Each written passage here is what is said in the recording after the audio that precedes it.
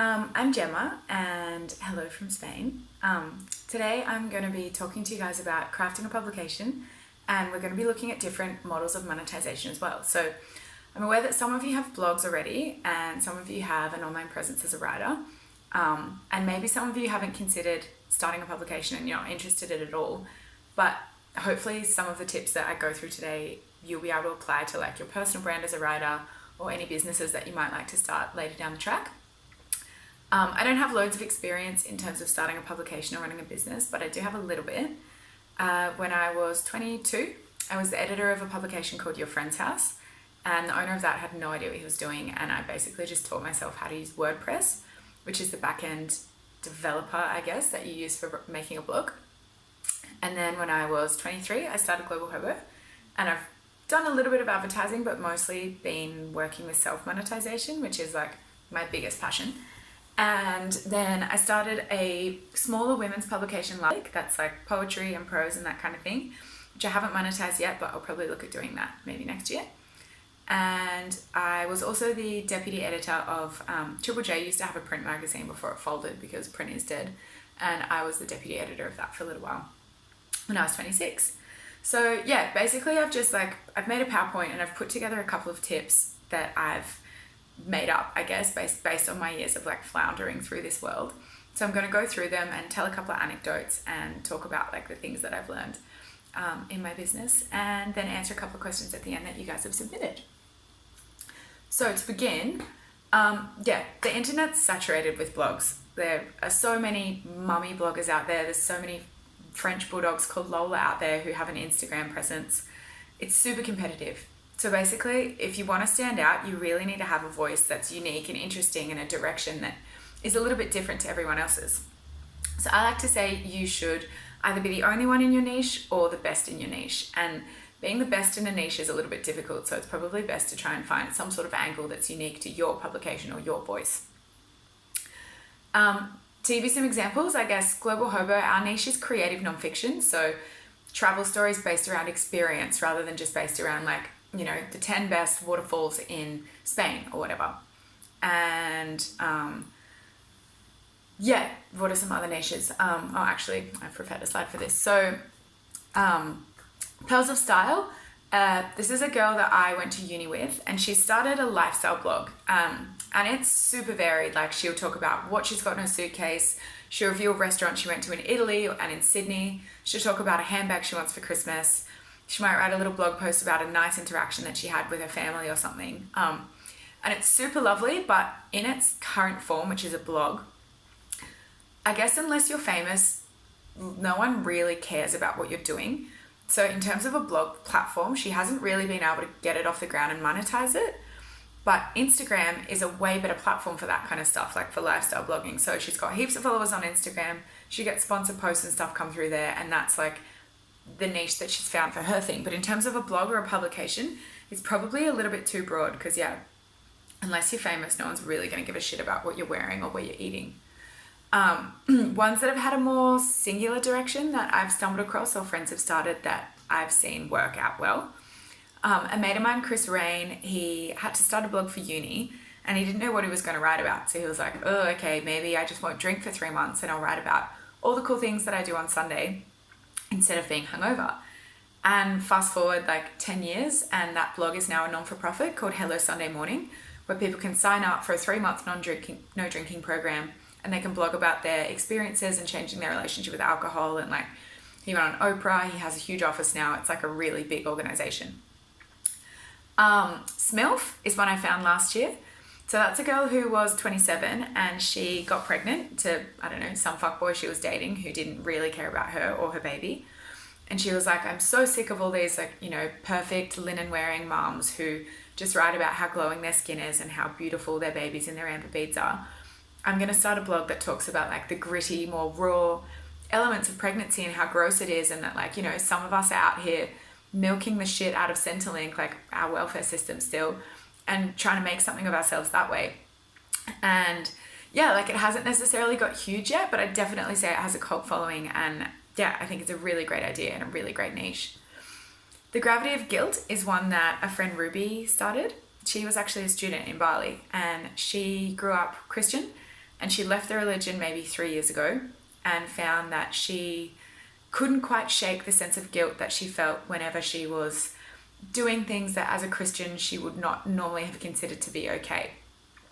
And so she started this like ex-evangelical blog talking about sex and all that kind of stuff, and has created a huge network from that already in like the year since it's been up, where people are contributing their experiences of leaving Islam or leaving Christianity, and they're having meetup groups all around Australia and like supporting each other, and like it's such a beautiful community to come from her idea because it's such a specific great niche. Nat Castle, for those of you who are in Bali with Nat there, when he was at uni, he started a blog about he wanted to try and live exclusively out of rubbish bins. So he'd go dumpster diving, find the food in the supermarkets at Woolies. He'd even get bread out of there and burn bread in the fireplace because it was cheaper than buying wood. And this must have been in like 2013 maybe, when dumpster diving was like not as publicized a concept. And although it was small, it got so noticed because it was interesting and different. So someone sent it to me and was like, hey, how crazy, this guy Nat is eating out of rubbish bins. And I was like, whoa, can I interview you? Do you want to write for Global Hobo? And now he's the assistant editor. He got hit up by ABC. I think he might have also been hit up by a radio station who wanted to talk to him about it.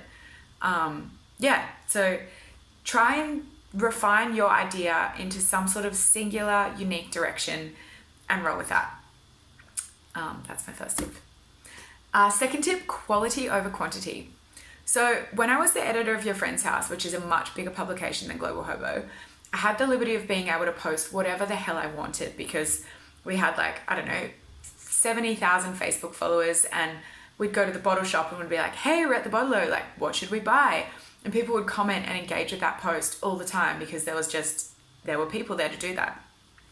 So when I started Global Hobo, I sort of had the same idea. I was like, okay, what's important is that I get a story up every day and I post all the time and I try and be as interactive as possible. But the thing is that I didn't actually have that much content to begin with. So I was pretty much just shit posting every day. Like, I'd run almost every story I was pitched, even when it wasn't very good. And I shudder to think now of some of the just misogynistic or shallow or even racist travel stories that I was publishing because I was just so eager to get stuff out. And the thing is that people who'd followed me over to Global Hobo from Your Friend's House thinking like, oh, cool, like she started a publication, maybe it will be as good as the one she left. After a while, I actually got feedback where they were like, oh, like some of this stuff's a bit too lewd, or some of this stuff's like, not that cool. So what I've realized is that even if you're just posting once a week, if it's good quality stuff, people are going to realize that your blog or your publication is the place to go for good quality stories. And it's way more important to have a reputation for quality than it is for quantity.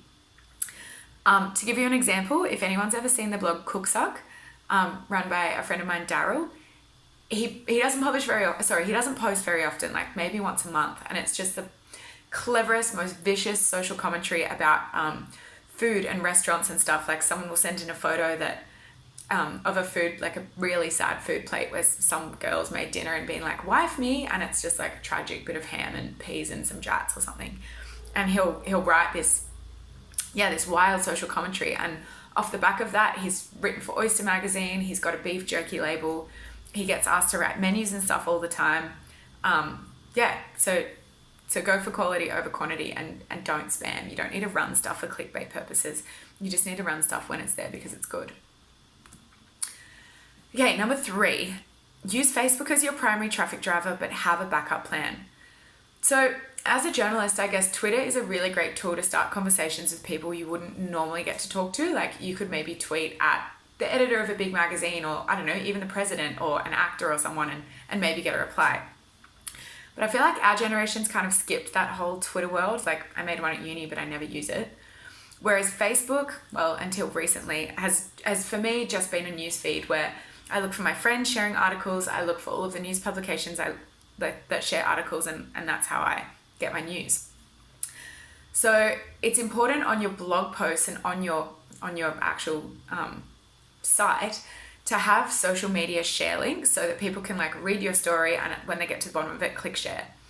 And I would say that Facebook's algorithm has changed massively. Like, last January, Mark Zuckerberg was like, we don't want people to share news anymore, because he was worried about the whole fake news thing.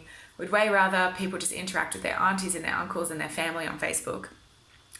So they've really, really stripped back how much news and how much business pages get shown in feeds.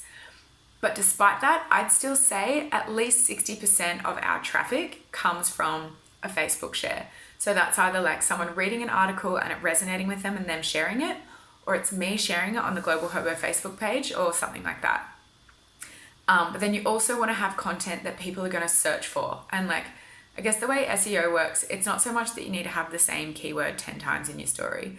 It's more just that you're answering a question that people might be typing into Google in an easy way and that people are going to your page to find the answer to that question. So although we have a lot of stories that are shareable, we also have a lot of content that people might search for, such as some review stuff. Like, we've got this article about a really nice rock pool. Ooh, there goes my phone.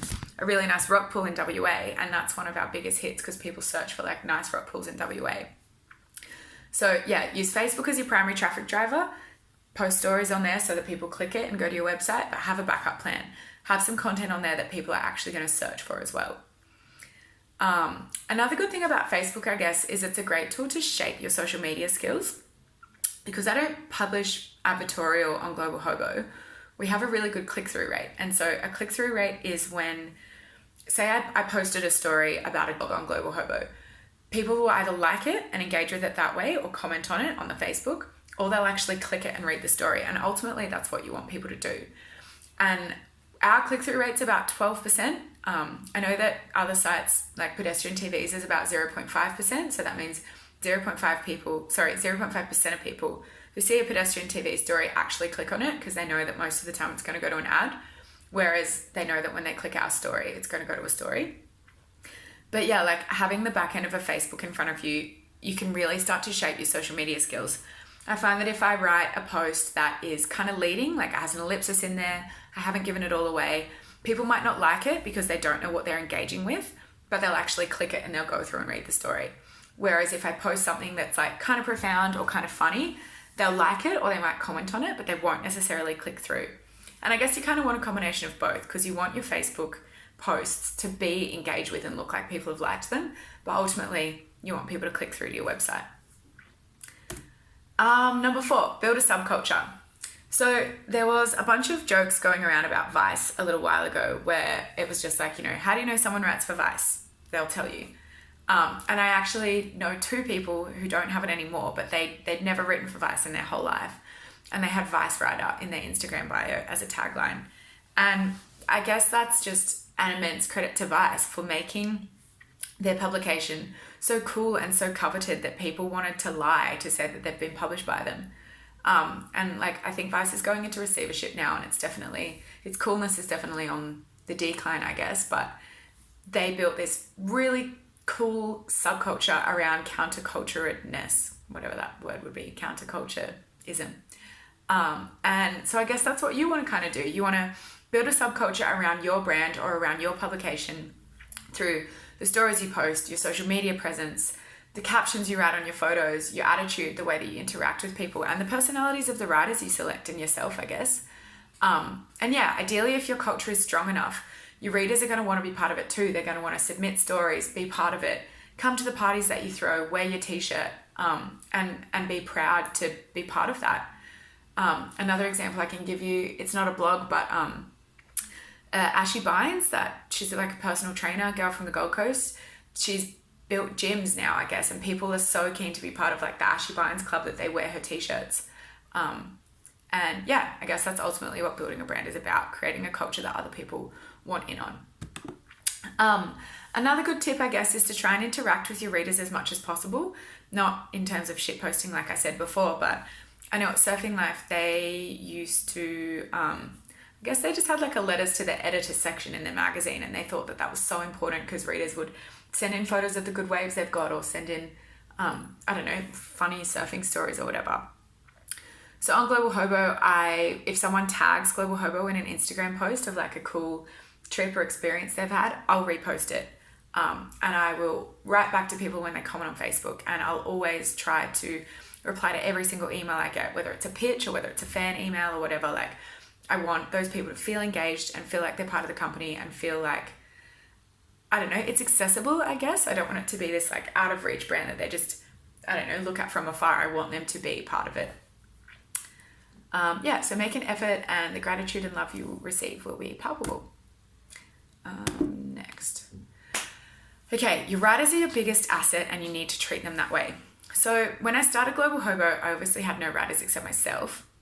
So what I did was I emailed the heads of journalism at universities in Australia and I just said like, hey, I am the ex-editor of Your Friend's House. I was just trying to name drop and make myself sound better than I was. I'm starting a travel publication. I can't pay yet, but I'm looking for writers and like this is what we're interested in. And so they sent it out to their students at unis and I got a bunch of writers from that. I also advertised on Pedestrian TV Jobs, which if you haven't had a look at, that's a pretty good way for finding freelance work. And I posted in Facebook groups. I'm sure that the others have gone over the ones with you, but there's some really good ones out there. There's Young Australian Writers, which isn't just for Australians, anyone can be in it. There's Travel Writers of the Binder, which is for women and non-binary people. And there's always work in there. You can post work in there looking for writers and stuff like that. But yeah, I guess the biggest lesson of your writers being your biggest asset for me came when I was running Your Friend's House. So Sam, the owner, just like wasn't interested in the writers and like he didn't engage with them. He didn't really give a shit. And I tried to create this community and this culture where like all the writers were so excited to be working for Your Friend's House that they wanted to hang around because Sam wasn't even paying them either. So I needed to like incentivize them in some way by, I don't know, creating a culture and a friendship. So I'd try and meet up with them whenever I could, have beers with them, you know, give them as much feedback for their stories as possible and that sort of thing. And one of the ways that Your Friend's House made money is that in addition to advertising, we also put on gigs. So we'd tour musicians and put on like a Your Friend's House party and like, you know, some sort of DJ would play. And one of the first ones we did was for Flostradamus, and a lot of Your Friend's House writers flew from all over Australia to Brisbane because they were so excited to come to this party and to meet everyone. And they messaged Sam and they were like, hey, you know, it'll be so great to meet you. Can I stay on your floor? I'm coming to the party. And Sam was like, Ma, can't handle this. Gemma, like you sort it. You look after them. You accommodate them. Like I'm not going to bother. And I was like, okay, sure. Mum can like all these 10 people with coffin tattoos on their bodies come and stay at my house. And she was like, yes, okay, that's fine. And it was a really fun party, but like Sam didn't even bother to have a beer with anyone. And at that particular party, I ended up quitting in like a flurry of tears when I was drunk because like our working relationship was so bad and he was such a shit boss. And the next day, every single writer except one ended up quitting in solidarity with me. Like I didn't ask them to, but they were just like, well, you know, if now we just have to work and interact with Sam, there's no point. Like, sure, the kick of our writing being published on a big publication is cool, but it's not worth it. So yeah, especially when you're starting out a publication, if you have writers, you're not going to be able to pay them. But if you can at least give them like support and, you know, if you're in the same town as them, go and have coffee with them, meet up with them and like create a relationship with your writers so that they feel included and so that they want to hang around with you. Otherwise, they're just going to bail and then you'll just be a lonely blogger writing by yourself again. Okay, fake it till you make it is the next tip. Use we. I will post a link to a media kit in the group later, but basically when you're starting out, like no one's really going to want to work with you. No one's really going to give a shit about you because you're going to be small. So you want to try and maybe sound a little bit bigger than you are. And I don't mean that you should lie about your views that your website's getting or anything like that, but say you're hitting up an advertiser and this is hard work. Like when I started out, I think I sent 100 emails to like Wicked Campers, hostels, brewing companies, like everything I could think of, asking if any of them wanted to advertise with my publication. And I got 2 replies and they both said no. But it's better to try and sound like you have an office and like use the word we. So you could say something like, hey, we're a travel publication based out of Australia. An advertising opportunity has arisen with us. We're looking to work with small brands like this and this and this. Our graphic designer can do this for you, when really it's just you and you've taught yourself some really good skills on Microsoft Paint. Try and make yourself sound more established and more authentic and bigger than you are at the beginning when you're working with other brands, because there's just more chance that they're going to want to work with you. Don't do that with your writers. It's cruel. When I started writing for Your Friend's House, like Sam wrote back to my first story and was like, oh my God, this is amazing. You know, we're just all in the office right now. The sub-editor's uploading it into the WordPress and we're all giggling. And I was like, oh my God, I've written for this publication that has an office. How cool. And it turned out it was just like Sam in his bedroom, like putting it in WordPress by himself. So yeah, don't lie to your writers, but I think it's okay to exaggerate a little bit and fake it till you make it when you are starting off your brand and trying to make it sound better than it is so that you can build it up. Yeah, we've just had an advertising opportunity pop up. It makes the biggest difference to how seriously people want to take you. Okay, number 7, spend as little money as possible. Realistically, you're not going to make money from your website for the first year, if not more. I don't think I made a cent until I'd had Global Hobo running for like maybe 9 months. And even then it wasn't from advertising. It was through like pub crawls and camping trips that I was running instead. So you want to spend as little money as possible setting up your site. If you want to do a cool logo or a cool graphic, download a free alternative to Adobe Illustrator. A really good one that I use is called Inkscape. It's basically Paint, but it makes your graphics look so sick. Or ask a friend who's a graphic designer if, you know, they'll do you a logo for $50 or something. Google HTML for Dummies. Some of you might be a little bit too young to have had MySpace where you could make your fonts all glittery and stuff, but it's not that difficult to find a free website layout that works for you and to tweak it a little bit more to make it work for you better and put it on your website. Learn how to set up your own business. Do your own bookkeeping, do your own accounting, and do your own tax. My friend's mum has a blog called 50 Shades of Age, and it's just about like navigating life in her 50s and 60s and stuff. And she has spent so much of her and her husband's money on Facebook advertising to promote her blog. But the problem is that she isn't selling anything on her blog, so she isn't making that money back, and they get into arguments and stuff all the time. And yeah, the lesson to learn from that is just be as stingy as possible until you start actually making money. Logistics. Okay, so in terms of actually building a website, number 1, create a catchy name. This seems pretty self-explanatory, but I know these guys who started a company like probably 6 years ago now called YOLO Travel. It's pretty successful, but like these days now, I guess the word's kind of ironically coming back into fashion, but they're kind of like, shit, we should have come up with a better name because it's so embarrassing. And I can't even think of the names that I floated around before I set it on Global Hobo, but I'm pretty sure Boho was in there somewhere, and it might have even just been taken, and that was why I didn't do it. And like, thank God. So I guess try and steer clear of buzzwords, like whatever's trendy at the moment. Salty, gypsy, salt gypsy, like that kind of thing. Sure, like they're words that are kind of trendy now, but they're not gonna be trendy necessarily in 5 years. So yeah, try and steer clear of buzzwords. Get a domain name. So for those of you who don't really know how websites and stuff work, a domain name is the actual physical address, like www.globalhobo.com.au. I think I pay about $50 to have the rights to use that name for 2 years. And owning that name doesn't mean it exists on the internet yet. It just means that that name is reserved for me. Then what you do is you find a host, and the host basically gets a patch of real estate on the internet and they put your name up there, and then you have a website. I spend about $800 or $900 on hosting a year now because, you know, I have to be able to have a big enough platform for, you know, thousands of visitors a month. But when I started out, I probably was only spending like $100 a year, maybe even a little bit less. I use Bluehost, which I've been a huge fan of until the last 8 days when they've put my website and my emails down and have been like so shit at putting it back up. But if you're going to do a blog, I would very strongly recommend using WordPress as your software that you're going to use, and then find a host that's optimized for WordPress. So that means an internet real estate agent where WordPress is already built into their system. The Squarespace and stuff like that, and sure, they might be good for shop fronts, but they're not very good for SEO optimization. And you'll find that most newspapers, websites, publications, unless they've built their own system, they're using WordPress. And it's so easy. You just go like add post, type your post in, upload, and up it goes onto your site. Design website. Like I said, try to spend no money making your website look groovy. Find a free layout, or there's actually some pretty good designers in Bali that I know called Kesato & Co.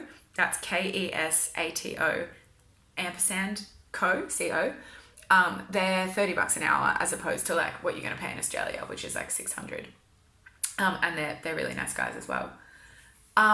If you want other people to contribute to your publication, you're going to have to find writers. Like I said, I emailed heads of university. I hit up everyone I knew who'd ever written or traveled or kept a travel journal. Because people are usually going to be quite flattered if you ask them to write like, hey, you know, you write some really funny Instagram captions and you've done a lot of this. Would you be interested in writing for my blog 1 or 2 stories? I can't pay you right now, but, you know, one day I might be able to, or whatever.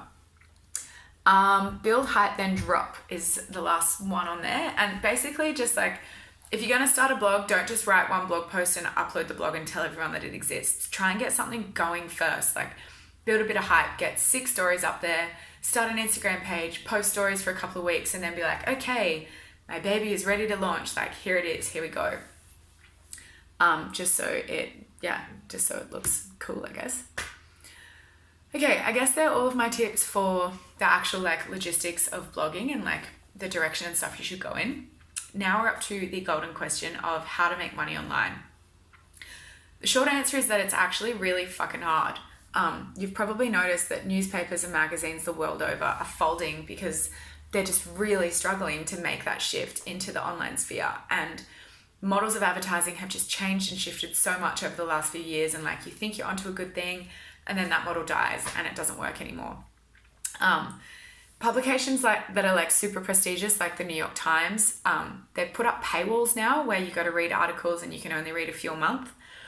I personally don't think that's the most sustainable model because especially like your generation and my generation, like we're too young to have a fierce loyalty to a publication like the New York Times. Like, why would we read their story about what happened when we could just read Junkie's story of what happened when Junkie's version is probably going to, you know, be a little bit more in our language and be a little bit more appropriate to us.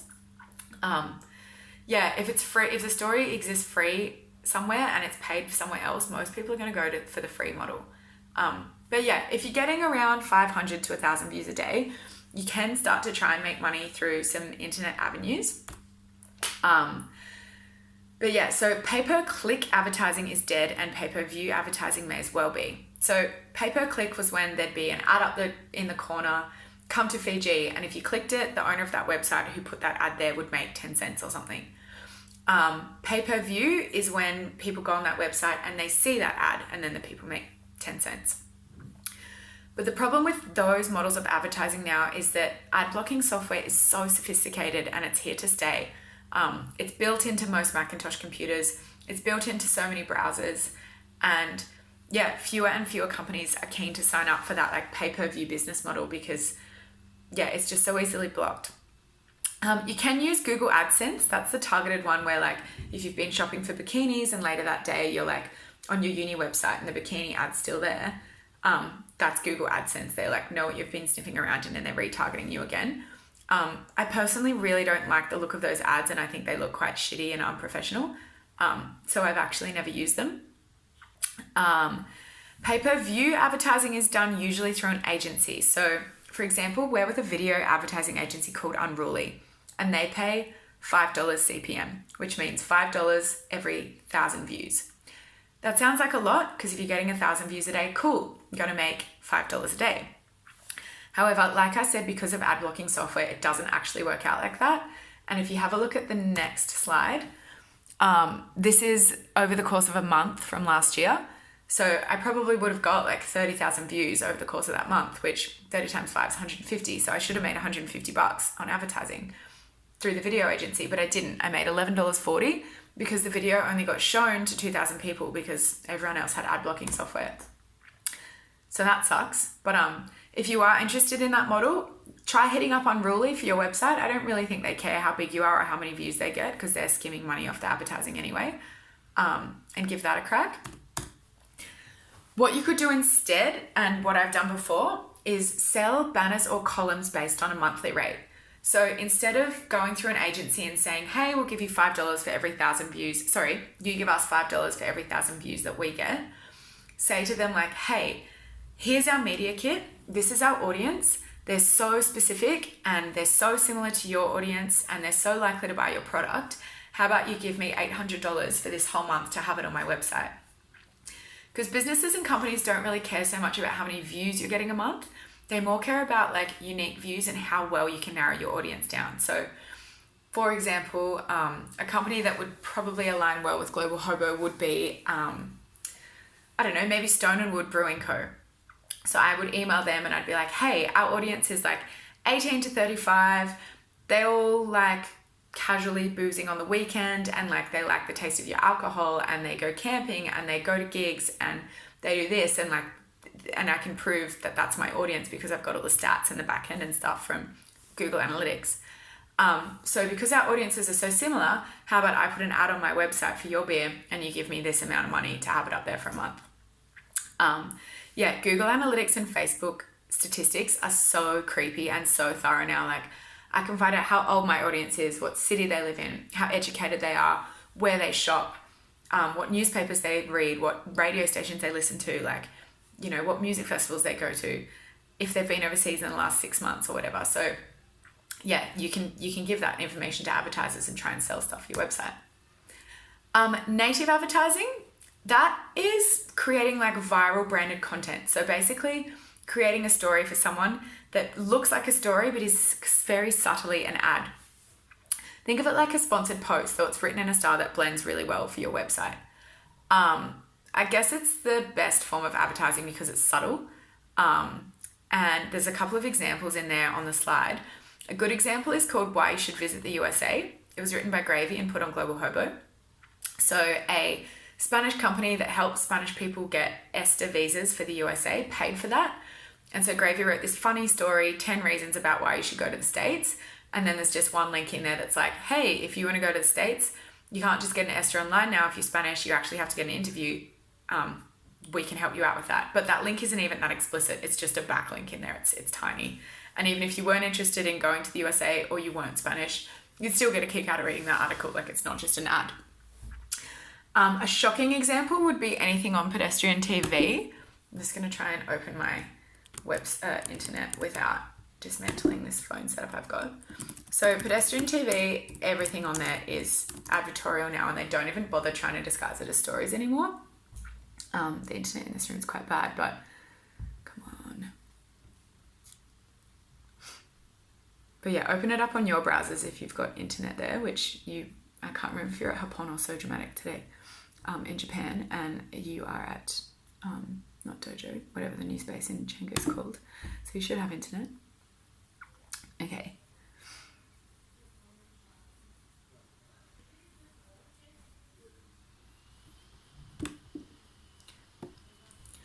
All right. No, I don't want to subscribe. Okay. I tried the fancy new event boutique cinema, and frankly, it was better than the actual movie. They just put words like lit or fancy or like anything funny in the headline to make it sound cool, but like that's just an ad for event cinema. 7 festival outfits that'll impress the stranger perched on your shoulders. It's an ad for clothes. Sorry, I missed my phone. Why Fishy Series H2O Just Add Water is one of the greatest Aussie TV shows ever. It's an ad for H2O. Almost 20 million people have already managed to burn through Stranger Things 3. It's an ad for Stranger Things, the show. Now I've got to try and balance this again. Okay, there we go. Yeah, so pedestrians advertorial is super shit and not well embedded. So if you're going to do that on your website, well, just don't do that on your website. Like, actually get stories up and do them like that. Okay. Wait, I'm going to pause this and start a new video. All right. Next slide, we've got sponsored posts. So these are when a piece of advertorial is way more explicit, I guess, like the pedestrian ones. A couple of like Japanese tourism boards hit us up and asked us to post some really direct stories about the Ehime Onsen, and they paid me $200 for each. So I've got an example there, the inordinate pleasures of the Ehime Onsen, and they actually wanted sponsored posts to be in brackets. So I didn't publish that through the front page. I put it in the back end, and I guess they wanted the backlinks and they wanted people to be able to Google it. Ambassador and influencer marketing is another way you can make money. The very concept of it makes me feel a little bit sick, but I actually wrote all the content for this company called The Brand List, and taught a video e-course for them, so I know a little bit about it. But ambassador marketing is using social media influencers to sell your products. So when you see an Insta-famous 17-year-old, you know, drinking skinny mini tea, they've obviously been paid by that tea company, or they're getting commission off the sale for that TV company. From that tea company. I guess that Brands now are more interested in an engaged audience on Instagram than they are how many followers you have, because you can buy followers. So even if your publication or your brand or whatever has like 3,000 followers, and this could be on LinkedIn, it could be on Instagram, it could be on WordPress, if you can prove that those followers of yours are super engaged, you can probably find a small brand that's interested in working with you to do this kind of stuff. So with Global Hobo, there was a bather company in Bali that was making bathers out of recycled fishing nets. Their chain of supply was super eco-friendly, so I agreed to do an ad for them, and we got like commission off whatever bathers got sold from that ad. Commission codes are easy too. This would happen where, for example, you could I could email a travel insurance company, and I'd be like, hey, if I refer people to buy your travel insurance from my website and they use a discount code of HOBO, will you give them 5% off? And so that company's getting a sale they wouldn't normally get, and so they'll usually be happy to give me 5%. Sorry. Here's an example of one we did with Stoke Travel. If you use the code HOBO when you're typing in, when you're going to the checkout of your Stoke travel trip, so that might be, you might be going to Oktoberfest and you type HOBO in the checkout, you're going to get free booze the whole time that you're there. Direct sales. I actually was directly selling travel insurance for a little while, but just wasn't very good at advertising it. And I got $6 every time someone booked travel insurance through my website. I think I made $18 in the history of having that up there. Okay, use site as a shopfront for your own products. So this is probably the best type of monetization model because it's authentic. You're not pimping someone else's shitty product. You're offering your own, so you can fully control the quality of it, and you know for sure that your audience is actually interested in it. The Betoota Advocate, if anyone reads that, they've got a beer and that's on tap in heaps of pubs across Australia. They don't sell it directly through their website, but if you go into a bar in Sydney, the Betoota beer's on tap, you think the Betoota's funny, so you're going to get that beer. That's how they make money off their website. Brown Cardigan, if anyone follows that blog, they sell clothing patches and caps. The Fat Jew, another Instagram influencer, he's got a brand of rosé. Even those little Kardashian girls, I forget what they're called, like the smaller ones, they've got their own lip gloss and stuff. Like that's how they monetize their personal brand. So because I have a short attention span and I've just tried to do so many, ways of making money for Global Hobo, we've dabbled in a lot. We've thrown parties with bands at them where you pay $5 on the door. We've had a kissing booth at the parties where you pay between $5 and $20 for a pash with whoever's working behind the bar. We've organised art shows. I used to run speed dating in Melbourne. I used to run pub crawls in Melbourne. I used to run hiking trips in Melbourne.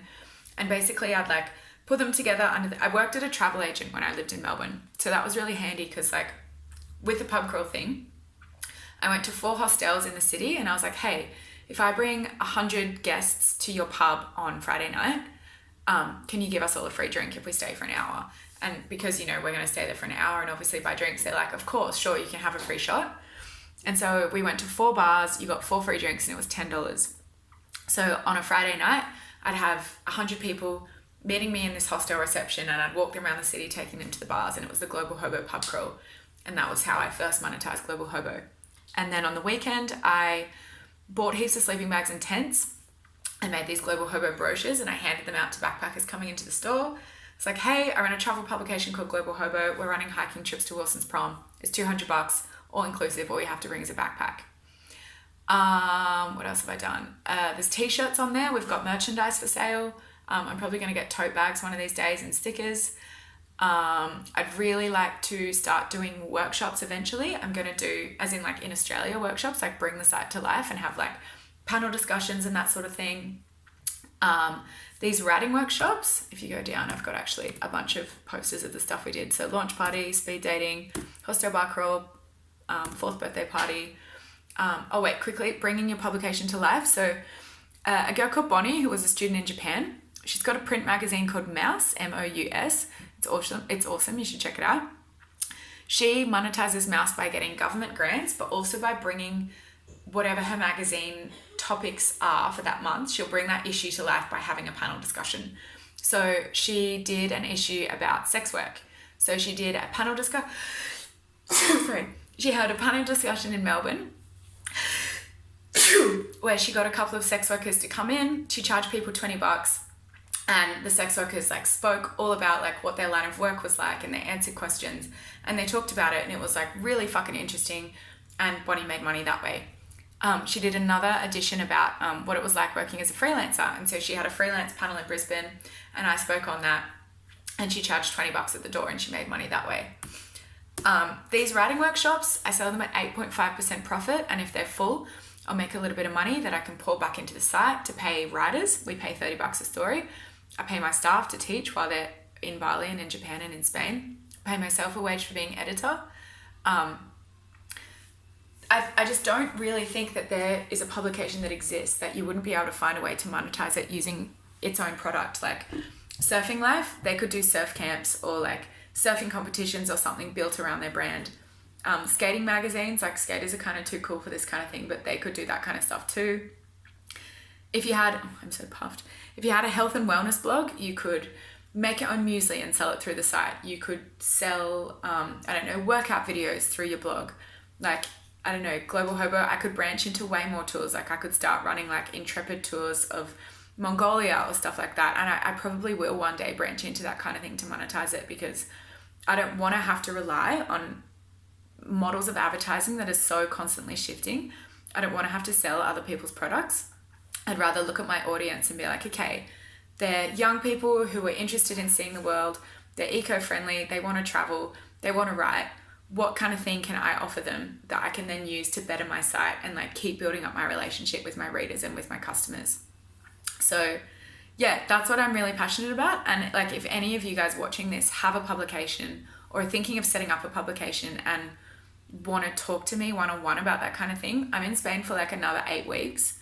And then I'm home in Australia, and I'll have heaps of time if you want to Skype or have a phone call, or if we're in the same place, I live in Byron, we can get coffee and we can like brainstorm some ideas of how to do yours.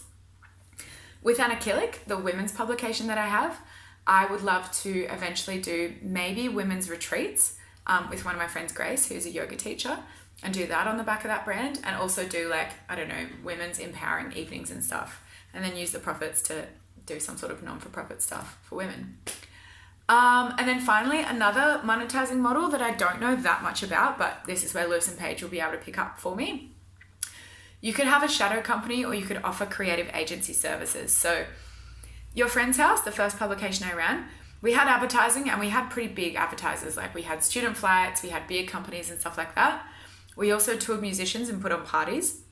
But then we also were a creative agency. So if a musician wanted an about me written, or they wanted their website done, they could email us because they knew we were good writers, and we'd put it all together for them. Vice has a shadow company that they use to fund Vice, and it is called Virtue. And so if you like the tone of Vice and you like the edginess and the style and the quirks of Vice magazine, and you're a brand, you can email Virtue and they'll get the Vice writers to do all your brand copy for you. So hopefully that information wasn't too scattered and it made sense and you were able to pull some things from it. Like I said, please hit me up if you want to have a chat one-on-one. And actually I was sent a few questions by someone. Let me just pause this again.